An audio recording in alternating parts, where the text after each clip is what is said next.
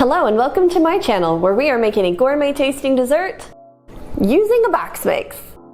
And today we are making a delicious no-bake Oreo cheesecake, so stick around while we make something boxed, but better.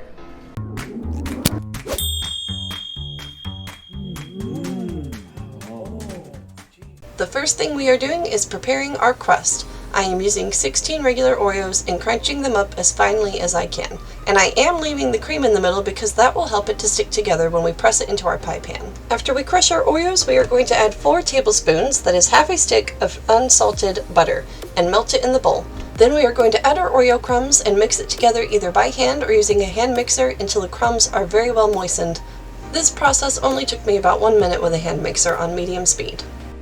Pour your Oreo crumbs into a 9-inch pie plate, and then using either your hands or your spatula, press them firmly into the bottom of the pie plate. Once you have pressed your crumbs evenly on the bottom of the pie plate, we are going to put this in our freezer to let it rapid chill while we make our cheesecake filling. In a mixing bowl, we are going to add 1 small box of cheesecake flavored instant pudding mix. Then we are going to add a half cup of whole milk and a half teaspoon of vanilla extract. Then before we add our other ingredients, we are going to mix this together on a medium speed until it becomes thick and creamy for about 1 minute. Next we are adding an 8-ounce block of cream cheese that is room temperature, and we are mixing this together on high speed until it is thick and creamy and also lighter in color. You will notice that it went from a dark pudding yellow to a light creamy cheesecake color. This took me about 4 minutes to mix completely. I am adding 4 Oreos that I just roughly chopped up into about medium-sized pieces and folding them in gently with my spatula. I am not using my hand mixer for this process because it will mix it a little too well and then your cheesecake will come out a sort of gray color. It is okay if this happens, it is still going to taste good. I'm just trying to do it in a pretty sort of presentation.